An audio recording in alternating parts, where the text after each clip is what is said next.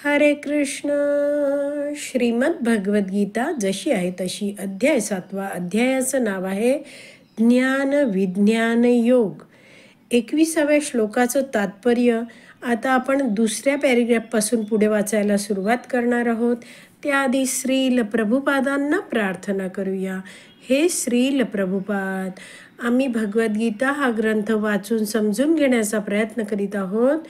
त्यासाठी आम्हाला आशीर्वाद द्या. धन्यवाद प्रभुपाद. जीव आणि देवदेवता दोघेही भगवंतांच्या इच्छेच्या अधीन आहेत. म्हणून जीव स्वतःच्या इच्छेने देवतांची आराधना करू शकत नाहीत. तसेच भगवंतांच्या इच्छे वाचून देवता कोणता वरही प्रदान करू शकत नाहीत. का बरं? कारण दोघेही भगवंतांच्या इच्छेच्या अधीन आहेत. तर भगवान श्रीकृष्ण हे परमेश्वर आहेत आणि सगळे जण भगवंतांच्या नियंत्रणाच्या अधीन आहेत. तर पुढे इतकं सुंदर एक वाक्य लिहिलं आहे, वाचूया.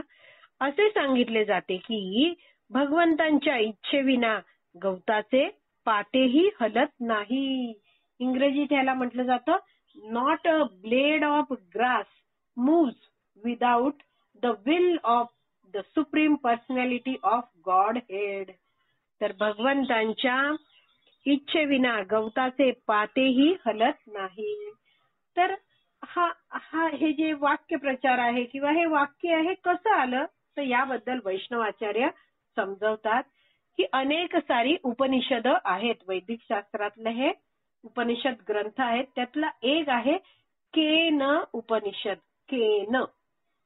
तर या ग्रंथामध्ये सांगितलंय की एकदा देव आणि दानवांमध्ये घनघोर युद्ध झालं आणि देवतांचा विजय झाला. त्यावेळी देवतांमध्ये चर्चा सुरू झाली. केन केन असं म्हणत ते वाक्य बोलत होते. कुणाच्या प्रयासाने आपण हे युद्ध जिंकलो? तर अशा चर्चा चालत असताना तिथे एक ब्राह्मण आला आणि त्यांनी त्या सगळ्या देवतांच्या समोर एक गवताचं छोटंसं पातं ठेवलं आणि त्या ब्राह्मणाने म्हटलं, या गवताच्या पात्याला नष्ट करून दाखवा. लगेच अग्नी पुढे झाला. अग्नीच्या प्रयासाने ते गवताचं पातं जळलं नाही. वायू पुढे आला. वायू ही त्या गवताच्या पात्याला उडवू शकला नाही. सर्व देवदेवतांनी प्रयत्न केले, मात्र ते गवताचं पातं आहे ते तसंच्या तसं राहिलं. मग सगळ्या देवदेवता चर्चा करायला लागल्या, केन केन कुणाच्या कृपेने या गवताच्या पात्याचं रक्षण होत आहे? तर नंतर या देवतांना समजलं की ज्यांच्याद्वारे या गवताच्या पात्याचं रक्षण झालं आहे त्याच भगवान श्रीकृष्णांच्या कृपेमुळे आपण दानवांच्या विरोधात हे युद्ध जिंकू शकलो. आपल्यामध्ये म्हणजे आपण सगळे जे देवदेवता आहेत त्यांच्यामध्ये असं करण्याची शक्ती नाहीये. तर सर्व प्रकारच्या शक्तीसाठी आपण भगवान श्रीकृष्णांवरच अवलंबून आहोत. तर ही आहे केन उपनिषद मधली एक गोष्ट. तर वैष्णव आचार्य आहेत. वैष्णवाचार्य आपल्याला समजवतात की आपला जो हात आहे त्यामध्ये काही वेगळी शक्ती नसते. कोणतंही कार्य करण्याची वेगळी शक्ती आपल्या हातात नसते. तर जेव्हा आपण इच्छा करतो की मला आता हाताने हे करायचं आहे, त्याच वेळी तो हात आहे काही कार्य करू शकतो. जसं आता समोर माझ्या एक व्यक्ती आहे आणि त्या व्यक्तीला मी माझ्या हाताने काही देते आहे, तर त्या समोरच्या व्यक्तीने जाणलं पाहिजे की हा मला काही देणारा जो हात आहे त्या हातामागे एक व्यक्ती आहे. तसंच ह्या ज्या देवता आहेत त्या भगवंतांकडून शक्ती प्राप्त करतात आणि मगच काही कार्य करू शकतात. तर भगवंतांच्या इच्छे वाचून देवता आहेत त्या काहीही करू शकत नाहीत. देवतांना ईश्वर म्हटलं जातं. ईश्वर म्हणजे छोटे नियंत्रक आणि भगवान श्रीकृष्ण आहेत ते परमेश्वर आहेत, म्हणजे सर्वांचेच नियंत्रक आहेत. तर भगवंतांकडून शक्ती प्राप्त करून या देवता आहेत ते विविध छोटी छोटी नियंत्रणाची कार्य करतात. या भौतिक जगतातल्या एखादा विभाग आहे त्याचे कार्य करतात. तर ही सगळी कार्य त्या देवता आहेत त्या भगवंतांकडून शक्ती प्राप्त करून घेतात. तर याला इंग्रजीत म्हटलं जातं हे जे देवता आहेत त्यांना डेमी गॉड्स म्हटलं जातं. तर these demigods are empowered by the Lord. म्हणजे भगवान श्रीकृष्णांकडून शक्ती प्राप्त करतात या देवता आणि मग त्या विविध कार्य करू शकतात. पुढे वाचते आहे. वेदांमध्ये सांगितल्याप्रमाणे सामान्यतः भौतिक जगात पीडित झालेले लोक देवतांकडे जातात. मनुष्याला जर विशिष्ट गोष्टींची आवश्यकता असेल तर तो त्यानुसार विशिष्ट देवतेची उपासना करू शकतो. तर हे सगळं उपासना कांड वेदामध्ये येतं, त्यात दिलेलं आहे. उदाहरणार्थ रोगी मनुष्य सूर्यदेवाची उपासना करू शकतो. विद्या अर्जन करण्याची इच्छा असणारा मनुष्य सरस्वती देवीची उपासना करू शकतो. आणि सुंदर पत्नी प्राप्त करण्याची इच्छा असणारा मनुष्य भगवान शंकरांची अर्धांगिनी उमा देवी हिची उपासना करू शकतो. याप्रमाणे वैदिक शास्त्रांमध्ये विविध देवदेवतांनुसार विविध प्रकारचे उपासना विधी सांगण्यात आलेले आहेत. हरे कृष्ण. तर हे आहे उपासना कांड जे वैदिक शास्त्रात दिलेलं आहे. तर उपासक जे काही देवतेसाठी करतो तर त्या हिशोबाने देवता आहेत त्या उपासकाला काही बदल्यात देतात. पण श्रीमद भागवतामध्ये आपण इतकी सारी उदाहरणं बघतो ज्यामध्ये मनुष्य आहे तो भगवंतांना प्रार्थना करत काही मागतो. अगदी भौतिक गोष्ट जरी मागितली तरी भगवंत त्याला प्रचंड प्रमाणात देतात. तर उदाहरण बघूया की 4थ्या स्कंधामध्ये ध्रुव बाळ जे 5 वर्षाचं बाळ आहे ते तपश्चर्या करतो आहे. त्याला काय हवं आहे? आपल्या बाबांपेक्षा आजोबांपेक्षाही मोठं राज्य हवं असतं. त्याची दृढ निश्चय आणि तपश्चर्या बघून भगवंत आहेत ते त्याच्यावर प्रसन्न होतात आणि त्याला वरदान देताना या जीवनात 36,000 वर्ष असं राज्य देतात की ज्याला कोणताही प्रतिद्वंद्वी नाही, कोणीही शत्रू नसलेलं राज्य देतात आणि ध्रुव लोक पण प्रदान करतात. तर भगवंत कल्पनेच्या पलीकडची वरदानं देत असतात.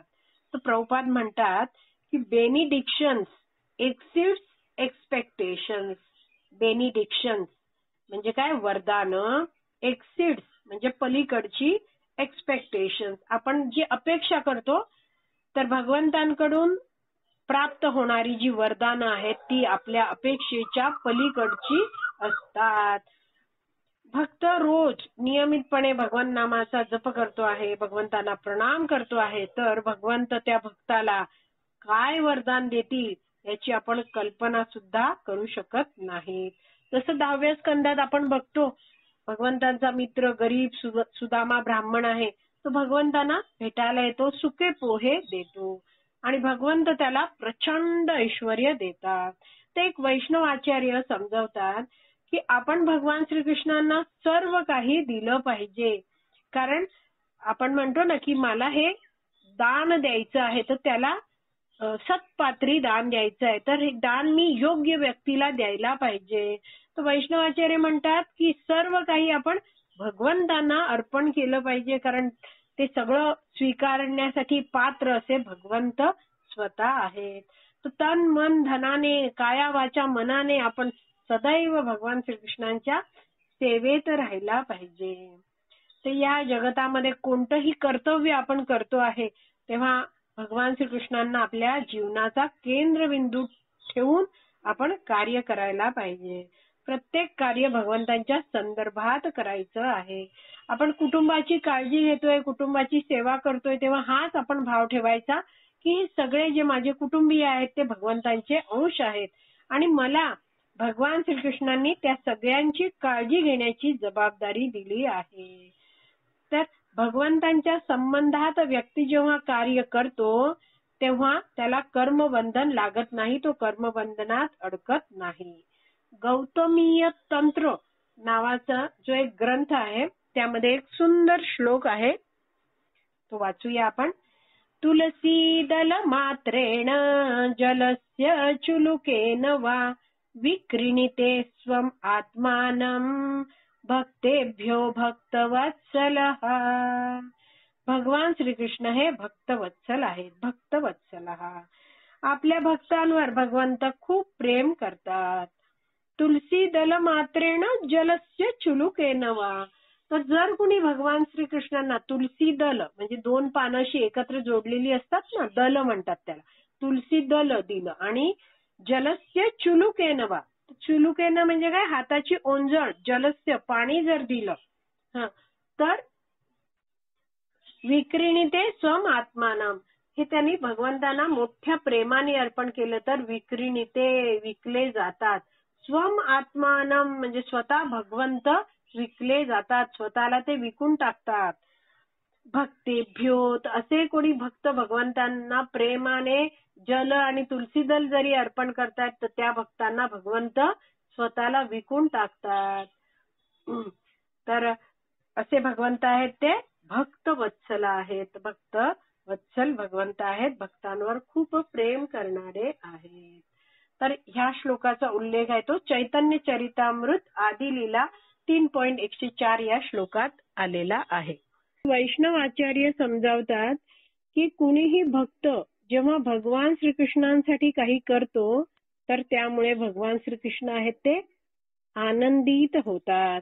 तर भगवान श्रीकृष्णांना सर्वात मोठे कृतज्ञ म्हणजे काय, केलेले कार्य लक्षात ठेवणारा असं म्हटलं जातं. तर असे जे भगवंत आहेत त्यांच्यासाठी अगदी आपण छोटस जरी कार्य केलं तरी भगवंत ते कार्य कधीच विसरत नाही. यासाठी आपण 2.40 हा जो श्लोक आहे तो वाचूया. सगळेच आपण काढूया 2.40 हा श्लोक. तर 2.40 मध्ये भगवान श्रीकृष्ण अर्जुनाला म्हणताहेत, नेहाभिक्रमणाशोस्ति प्रत्यवायो न विद्यते स्वल्पम अपि अस्य धर्मस्य त्रायते महतो भयात. या प्रयत्नात कोणतेही नुकसान किंवा ऱ्हास नाही आणि या मार्गातील अल्प प्रगतीनेही मनुष्याचे मोठ्या भयंकर भयापासून संरक्षण होऊ शकते. तर असे जे आध्यात्मिक कार्य कोणताही मनुष्य करतो आहे तर त्याचा कधीच ऱ्हास होत नाही. भगवंत अशा व्यक्तीने भगवंतांसाठी काही केलं असेल तर ते कधीच विसरत नाहीत. आज आपली विराम द्यायची वेळ झाली आहे. आपण उद्याच्या भागात उरलेलं तात्पर्य वाचून पूर्ण करूया. श्रीमद भगवत गीता की जय. श्रील प्रभुपाद की जय. हरी बोल.